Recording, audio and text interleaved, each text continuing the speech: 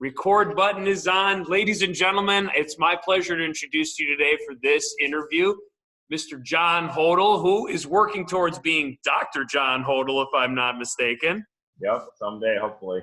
And John here, though, is a former Sandberg grad, and he actually reached out to us. He was kind enough to share his time with us today just to talk about where he's been, what he's doing in the world of chemistry and science, and also some great tips that might help you along your journey if you think college or even grad school, college after college, if you want to look at it that way, that might help the system. So, John, thanks so much for being here with us. Yeah, thanks so much for having me. And if you don't mind, could you kind of take us a little bit through the journey? You were in high school at Sandberg here, and then how'd you end up at this great place we call Purdue in Indiana? So I graduated Carl Sandberg in 2013. And while I was at Carl Sandberg High School, I was a volleyball player, and I was actually really committed to playing on the volleyball team. I really wanted to play in college. I did a ton of travel in the off season, and I ended up earning myself a spot on the Lewisman's volleyball team in Romeoville, Illinois. So I didn't really know too much about college programs in terms of the curriculum, but I assumed, I think in my mind, that every school does it the same. There's like a standard of, different programs and stuff, and it does vary slightly in some areas, and then in other areas it varies drastically. So I got a spot on the Lewisman volleyball team, so I ended up going there, and at the same time I was doing chemistry for my major. I was doing research, I was teaching, I was not sleeping, but at the same time, I really enjoyed it, loved it. And when I got to the end of my bachelor's degree, I figured that I'd do the PhD. And so here I am, I'm in my fourth year of the PhD program at Purdue University. I am a cleared PhD candidate. So what that means is after you pass your preliminary exam, which is about in your third year of your PhD, they grant you something called candidacy, which basically means you're like a tenured grad student. So they're not going to kick you out unless you're do something really bad or you're really stupid. But the hard part's usually over at that point, and at this point, it's kind of wrapping up work, making sure that you cross all your T's, dot all your I's before you graduate in your fifth year, and then start looking for some jobs. So, John, when you talk about, for our students out there, you get your bachelor's degree, and then from there, going to grad school, you can either go towards your master's or even higher as your PhD.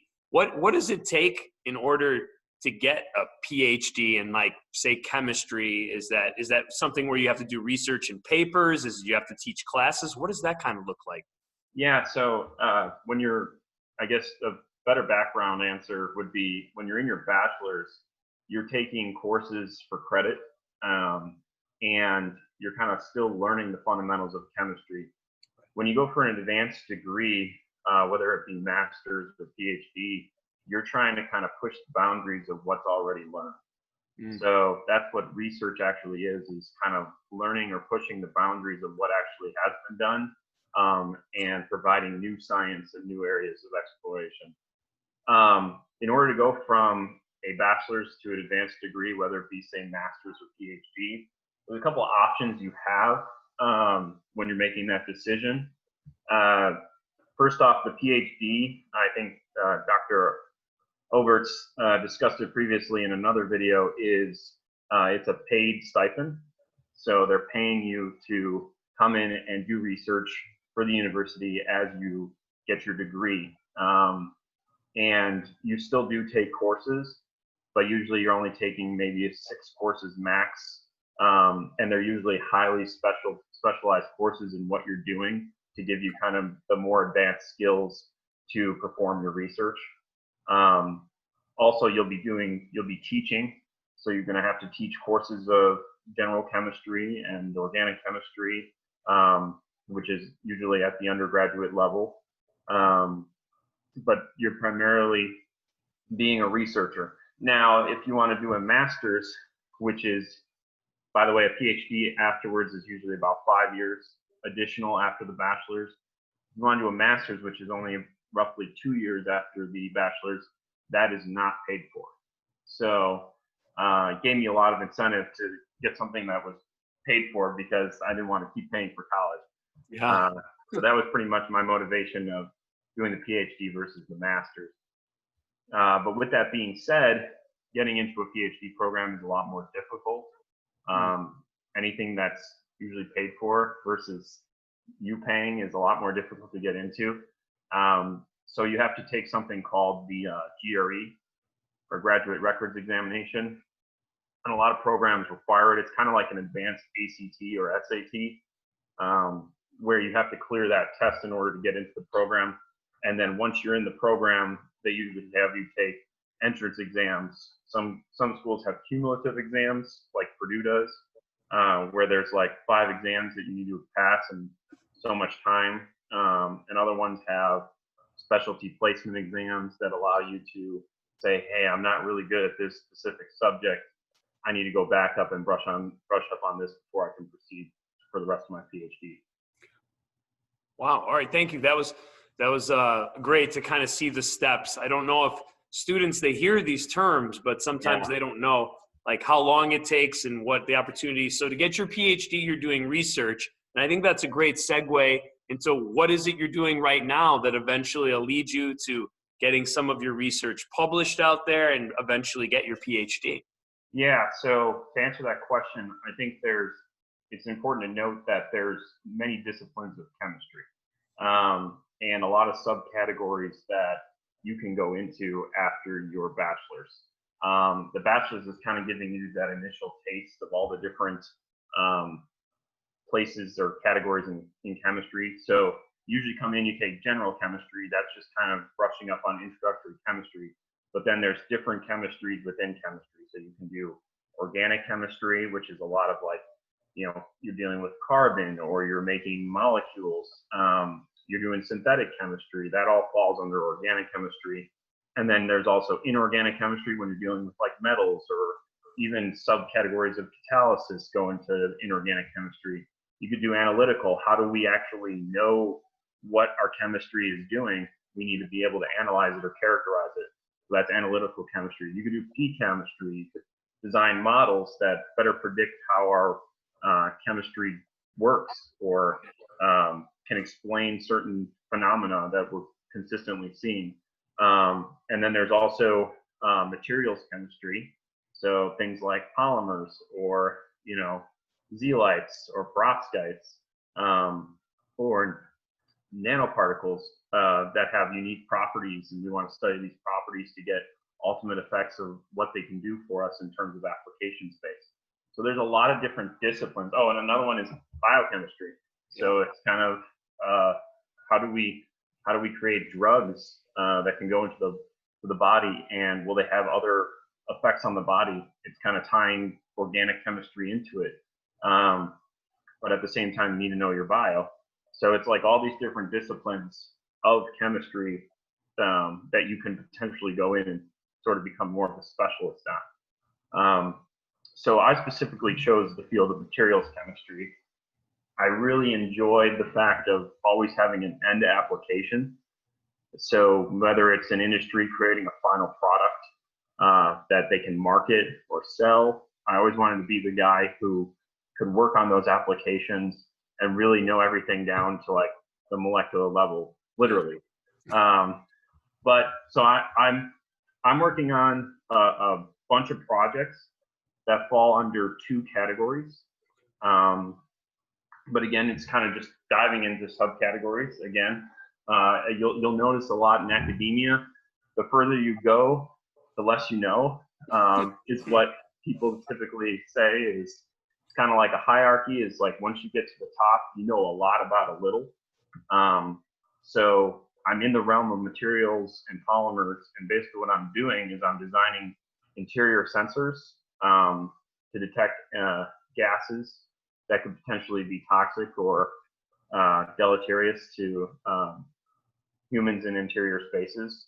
So things like excess CO2 or carbon monoxide, or formaldehyde or xylene or toluene or benzene.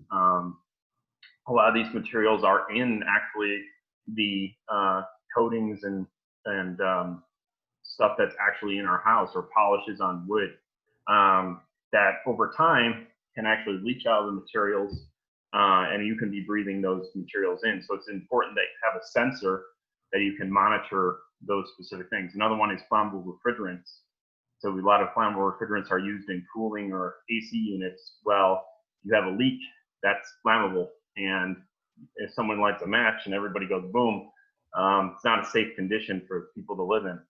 So that's sort of one space of my work. And mainly with that being said, I can actually share what the sensor actually looks like.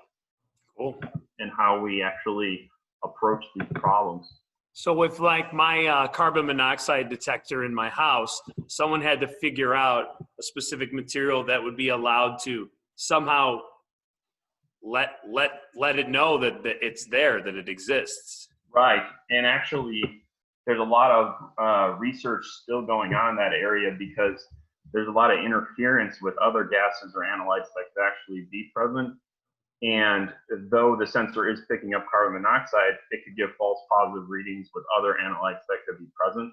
So it's important to design a sensor that not only can detect your analyte, but is selective to the analyte. So that's kind of the area of work that I'm working on. Is you have these things called resonant mass sensors, and what's really cool is they're solely based on mass changes.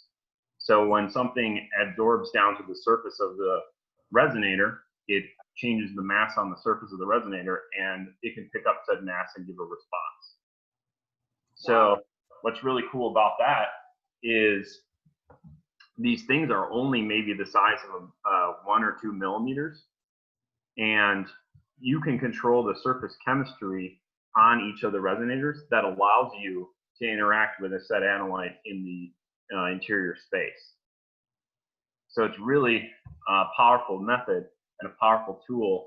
And fortunately, we have this in-house at Purdue in the Department of Mechanical Engineering, where they were able to provide us with this sort of resonant mass sensor platform. But they came to us and said, hey, we don't know the chemistry that's necessary to put down on the surface to get an actual interaction with the target analyte. So they were like, can you design a chemistry that will yield a response? And so that was my job to come in and do that.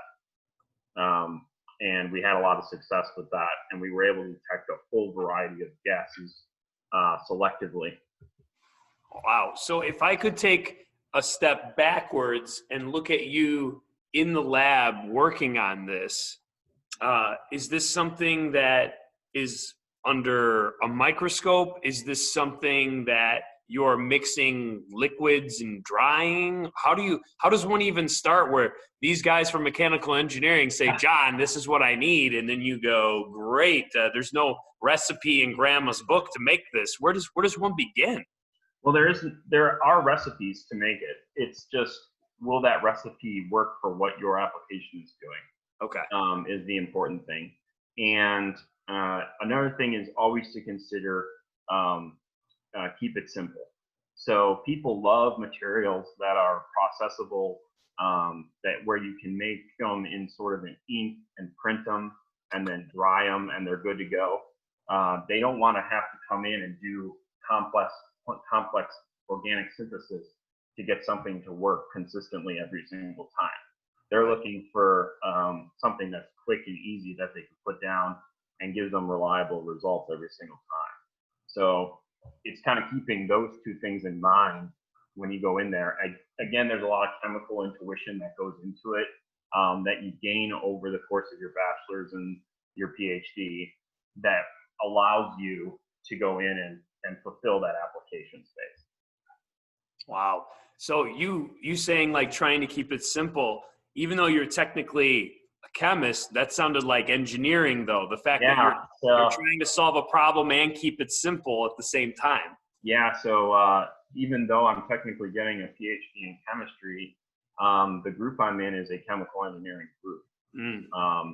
And my professor has an appointment on the Department of Chemistry where he can pull graduate students over to work over in chemical engineering.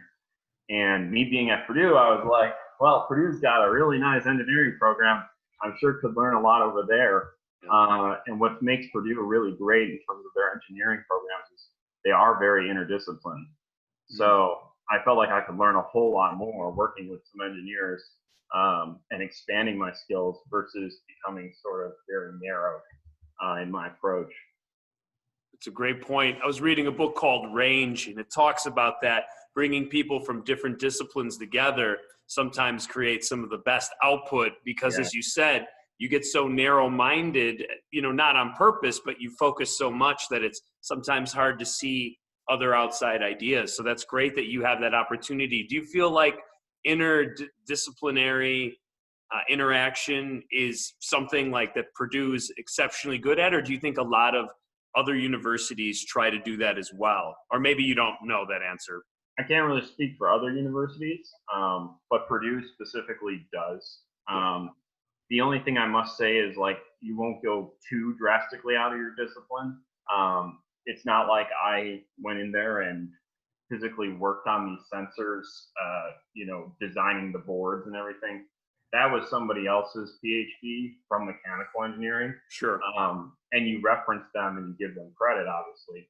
But it's that group that's working with me to kind of meld the two together.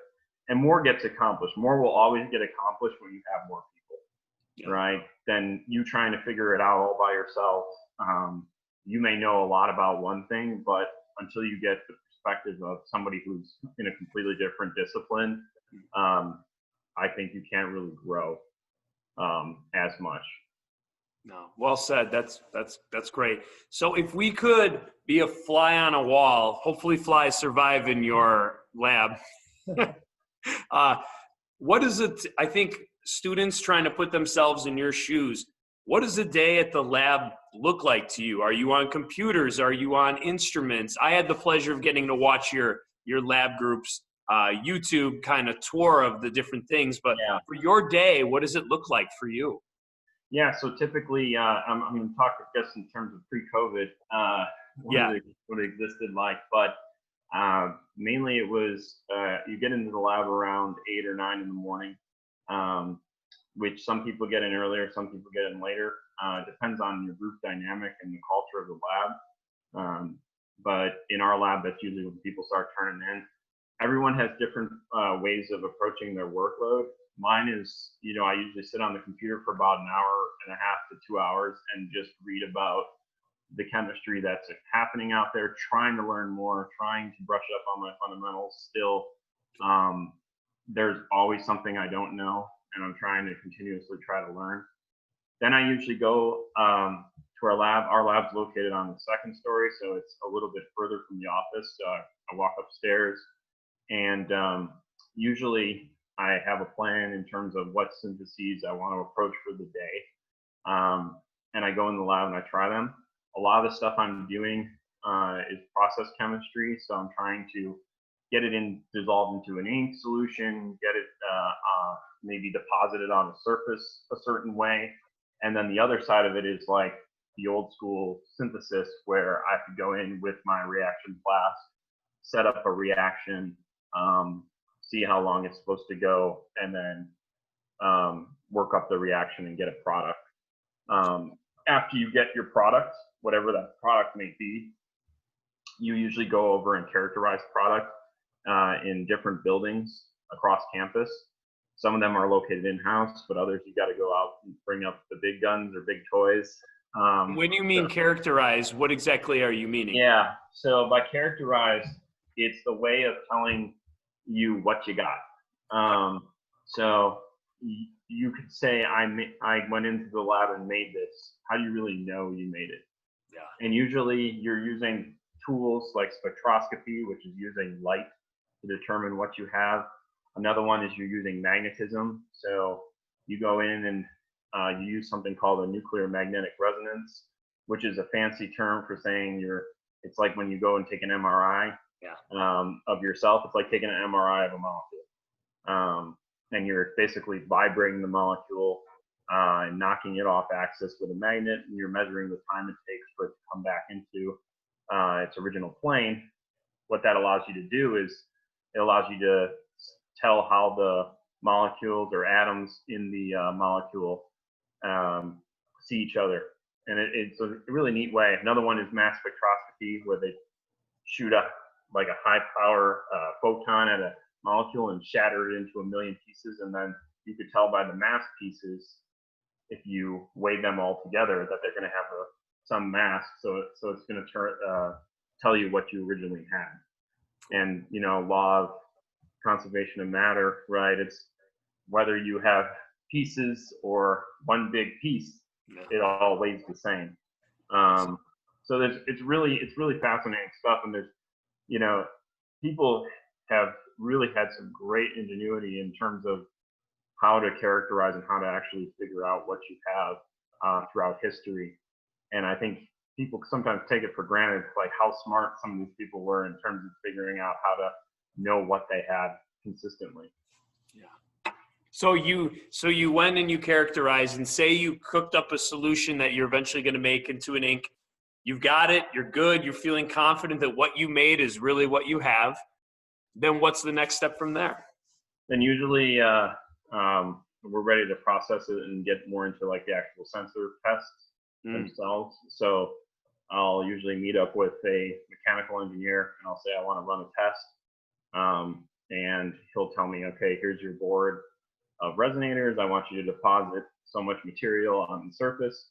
So the fortunate thing is, because I did my preliminary research, is I made a solution that was drop test processable. So you can just literally take a pipette, pick it up and put it on the surface and dry, and you're done. Keep it simple. But other chemistries require all different kinds of deposition methods. There's ways you can heat things up past their boiling points and they evaporate, and then they go and they deposit on the surface when they cool down and condense. You can also do things like spin coating, where you're basically spinning this thing and then you drop something on, and because it spins, it keeps a nice uniform surface film on your device. So it's really neat. There's all different kinds of methods, and I think the engineers got all the fun toys, so you get to go in and use them all, and it's been a blast. Very cool. And so your research officially will be on that eventually the main goal is to further this, allow for these eventual application of some type of detector. And then when you publish eventually, that allows you to, without saying it too overly complex, gives you the credibility to get that PhD? Yeah. So you basically combine your work into one big thesis. And so what I would do is take my work that I probably published. I already have my work published. That work that I was showing you is one of the projects that is already completed. But basically what I would do is I would combine all these projects into one big thesis. Sometimes you'll only have a thesis on one project. Sometimes you'll have multiple projects, but usually they overlap in some regard. In this case, they're materials for, selective separation of molecules, but that can mean a lot of things.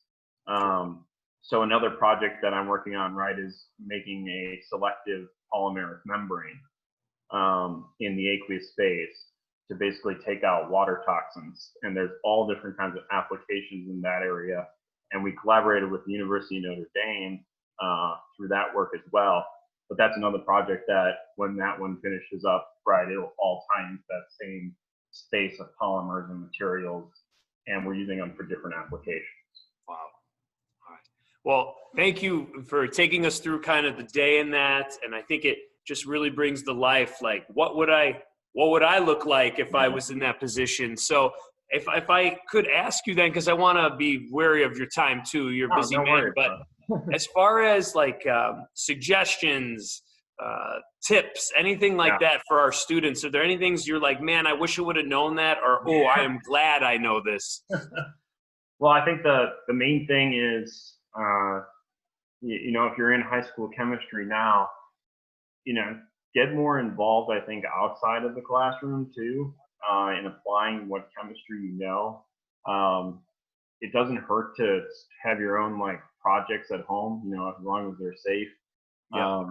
to learn a little bit more about chemistry and get more application practicality. I think that's something that I wish I did more of. I know sometimes high school, especially, you're taking so many classes and you have so much stuff going on. But as you get higher in the education level, especially when you hit your PhD, this is the only thing you're doing. So your whole day is focused on completion of a project. Versus before in high school or even undergrad, you have to take a variety of courses.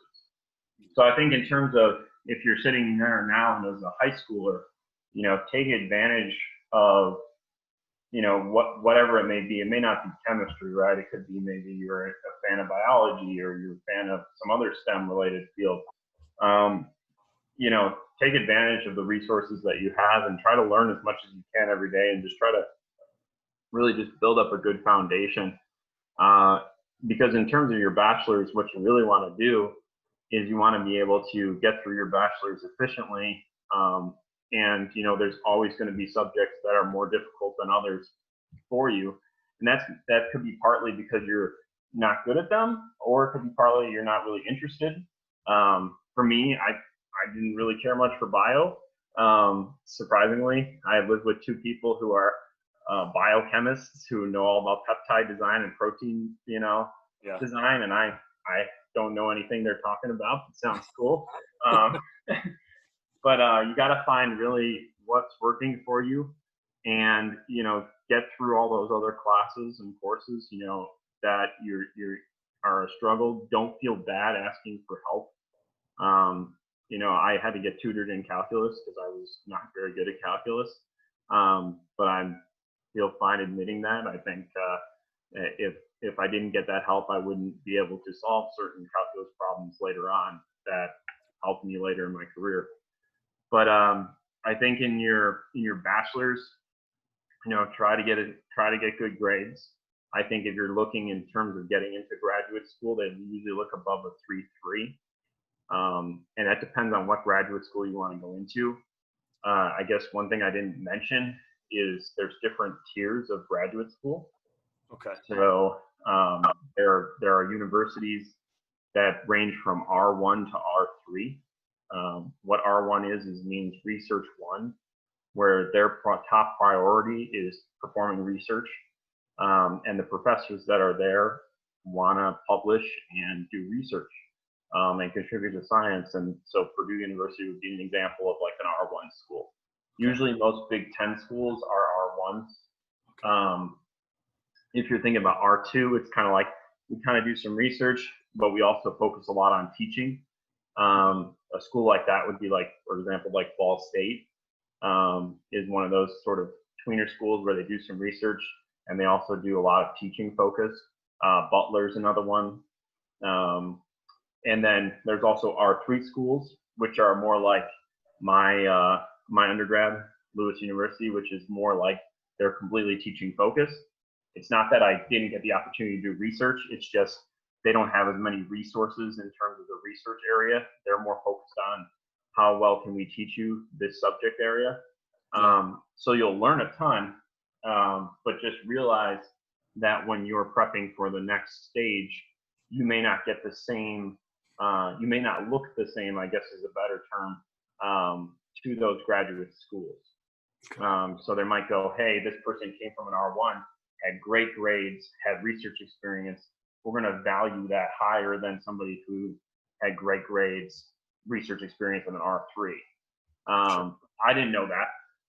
Honestly, I was in undergrad. I thought all schools were treated equal. But honestly, certain schools won't take people from certain other schools. So there's a lot of stuff that goes into it. But the best advice I could give you in that area is just control what you can control. Yeah. Once you made the choice on what school you want to go in there and, try your best and really earn that degree. And it will set you up good for opportunities later on. I thought another thing is if you're not a good test taker, but you're great in your subject area. For me, I wasn't a very good ACT test taker. But what I believed is, a GRE is not going to stop me from getting into graduate school. So I studied, I think it was like 6 to 8 months prior to the test. and I actually stuck to it. And I think that was one of the rare times where I stuck to studying for so long for one certain thing. And I ended up getting a great score out of it. And it was like that final payoff, like, yes, did it. But if you ever have to take a GRE or something like that, I definitely think prepare, or even like if you're going to medical school or MCAT or law, don't procrastinate on those. Like study repetitively. You know, it's gonna be mentally draining. It's gonna be exhausting. I know it's not always linear with time. You know, success doesn't come linear with time. It's usually very much exponential. So you may be studying for, you know, months at a time, but you won't see results for a while. But once you do, it'll just be astronomical success. And then when you get into programs, you know, be prepared for that first and second year of graduate school. There's lots of competition. There's the difficulty in determining who your advisor will be. Make sure you choose your advisor wisely. There are good advisors and there are bad advisors. But honestly, you got to find an advisor that works for what you want, and make sure that you talk to a lot of peers in the group, and also check to see where previous people from the group, when they graduated, where they went. Because if they're a group that sends everyone into academia, but you want to go work at a company, you're going to academia, because that's what that group known to do. But once you choose your advisor, I think definitely get your research project figured out, whatever research project that may be. Yes, there are good projects. Yes, there are bad projects. But you got to figure out what project works for you, and honestly, learn about whatever you find fascinating. It's great when you have a research advisor that lines up with your project, because I think that'll promote success.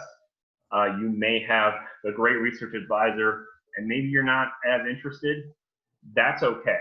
But the other way around, where you have a good research project with a bad advisor, it's still really hard to succeed.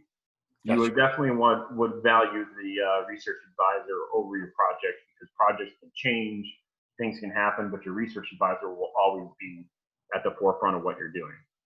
So I think in terms of that, that's the best advice I can give you. And then study again for any exam that you might have. If it's a preliminary exam, which gains you that candidacy to get your degree, you've got to be able to prepare, and then go in there and just execute. I think is the best approach to stuff like that. So if you're planning on playing a sport in your undergrad, while you do your degree, just note it is more draining than I anticipated.